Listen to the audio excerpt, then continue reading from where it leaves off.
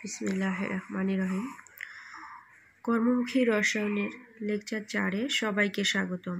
আমাদের আজকের বিষয় দুধ ও দুগ্ধজাত দ্রব্য। দুধ কি? প্রাকৃতিক খাবারের মধ্যে দুধ একটি আদর্শ খাবার, কেননা দুধের ভিতর সব কয়টি পুষ্টি উপাদান আছে, অর্থাৎ ভিটামিন যা যা দরকার আমাদের শরীরের সব কয়টা পুষ্টিগুণে ভরপুর আমাদের এই দুধে।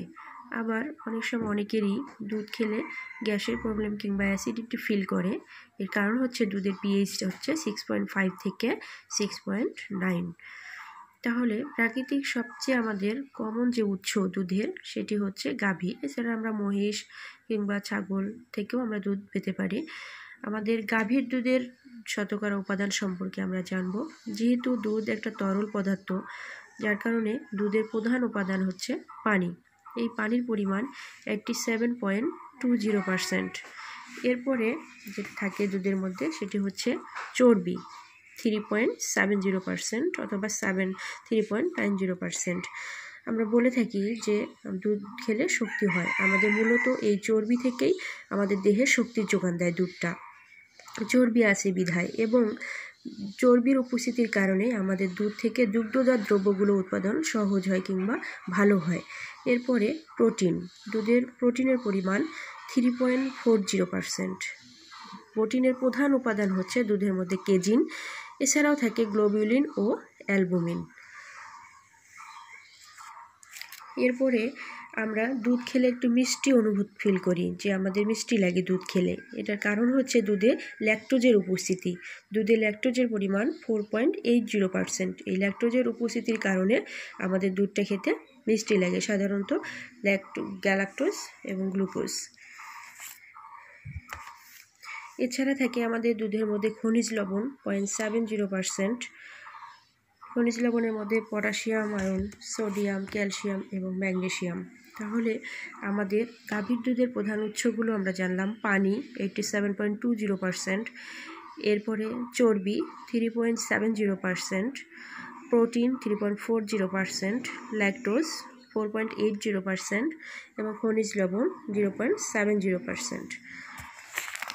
এই গেল আমাদের দুধ সম্পর্কে। এখন আমরা জানবো দুধ থেকে দুগ্ধজাত দ্রব্য। প্রথমে জানবো আমরা মাখন তৈরি। দুধ থেকে মাখন তৈরি। আমরা জানি যে গরুর দুধ হচ্ছে একটা ফলয়েড। তাহলে গরুর দুধ থেকে দুধের ভিতরে আমরা জেনে আসলাম দুধের উপাদান চর্বি। তাহলে দুধ থেকে এই চর্বিটাকে মাখন তৈরির জন্য প্রথমে আমাদের চর্বিকে পৃথক করতে হবে।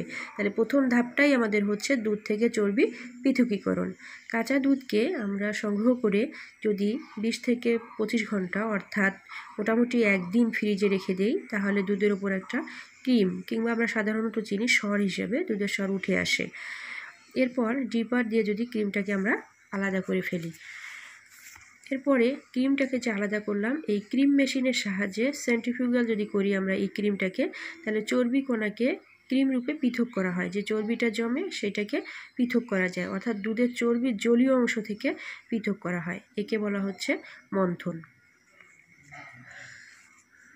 মন্থনটা আমরা আরেকবার বলি, অর্থাৎ আমরা যখন দুধটাকে ফ্রিজে রেখে দিলাম, উপরে আমাদের চর্বির একটা স্তর বা সর ভেসে উঠলো। এটাকে আমরা প্রথমে ড্রিপার দিয়ে আলাদা করলাম। এরপরে এই যে ক্রিমটা পেলাম সেটাকে আমরা কি করব, চর্বিটাকে সেন্ট্রিফিউগাল করার ফলে আমাদের চর্বি কণাটা ক্রিম রূপে পৃথক হয়ে যাবে, অর্থাৎ যে একটু জলীয় অংশ থাকে সেটি আলাদা হয়ে যাবে। একে বলবো আমরা মন্থন। এরপর ক্রিম পরিপক্ক করব। যে ক্রিমটা আমরা পেলাম সেটিকে যদি 63 ডিগ্রি সেলসিয়াস টেম্পারেচার বা তার বেশি তাপমাত্রায় 30 মিনিট সময় ধরে উত্তপ্ত করা হয়। এর ফলে যেটা হয় যে অণুজীবগুলো ধ্বংস হয়, আমাদের ধ্বংস হয়। এরপরে ধাপটা হলো ওয়াশ বা ধৌতকরণ।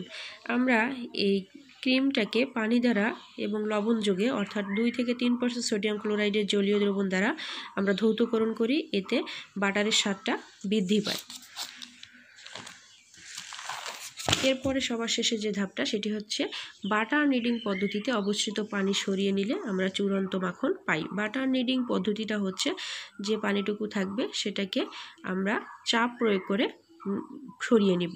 একে বলা হচ্ছে বাটার নিডিং পদ্ধতি। তাহলে আমাদের ধাপসমূহ হচ্ছে আমরা দুধ থেকে ক্রিমটাকে পৃথক করব, তারপরে চর্বিটাকে মন্থন করব, এরপরে আমরা এখানে একটা মেশিন ইউজ করব, ক্রিম মেশিন সেন্ট্রিফিউগাল পদ্ধতিতে। এরপরে ক্রিমটাকে পরিপক্ক করব জ্বালিয়ে নিয়ে অণুজীব ধ্বংস করার জন্য। এরপরে এখানে ওয়াশ করব, পানি দ্বারা ওয়াশ করব এবং একটু স্বাদ বৃদ্ধির জন্য আমরা লবণ দ্বারাও ধৌত করে নিব। এরপরে যে পানিটুকু থাকবে সেটাকে চাপ প্রয়োগ করে সরিয়ে নিলে আমরা মাখন পেয়ে যাব। এখন দেখি আমরা মাখন থেকে ঘি কিভাবে করব। আমরা সাধারণত মাখনের চূড়ান্ত রূপ হচ্ছে ঘি। মাখনটা আমাদের দীর্ঘদিন ধরে সংরক্ষণ থাকে না, পচে যায়, গন্ধ বের হয়। এই মাখনটাকে আমাদের দীর্ঘদিন ধরে সংরক্ষণের জন্য আমরা ঘি তৈরি করে থাকি। তাহলে মাখনটাকে কি করব, তাপ দিব, অর্থাৎ বাষ্পীকরণ করব। আমরা যে বাটারটা পেলাম, নিডিং পদ্ধতিতে মাখন পেলাম, সেটাকে তাপ দিয়ে যদি আমরা উত্তপ্ত করি তাহলে এনজাইমগুলো আমাদের ধ্বংস হয় আর গন্ধ থাকলে সেটিও দূর হয়। সাধারণত 64 ডিগ্রি সেলসিয়াস তাপমাত্রায় করা হয়। এরপরে তাপটা আমরা কোন পর্যন্ত দিব, যখন সোনালি হলুদ বা বাদামি বর্ণ ধারণ করবে তখন আমরা তাপ দেওয়াটা বন্ধ করব। এরপর ছাঁকুনি করে কাঁচের পাত্রে আমরা দীর্ঘদিন ধরে সংরক্ষণ করব। অর্থাৎ মাখনের পরিশোধিত রূপ হচ্ছে ঘি। যে মাখনটা আমরা পেলাম সেই মাখনটাকে তাপ দিব, তাপ দিলে আমাদের অণুজীবগুলো ধ্বংস হয়ে যাবে, এনজাইম, জলীয় বাষ্প যে পানি থাকে সেটুকু দূর হয়ে যাবে, গন্ধ থাকলে দূর হয়ে যাবে এবং এমন একটা পর্যায়ে গিয়ে আমরা গাঢ় করব, যখন বাদামি কালার চলে আসবে তখন আমরা বন্ধ করব তাপ দেয়া এবং সেটিকে আমরা শেষে নিয়ে কাচের পাত্রে সংরক্ষণ করব।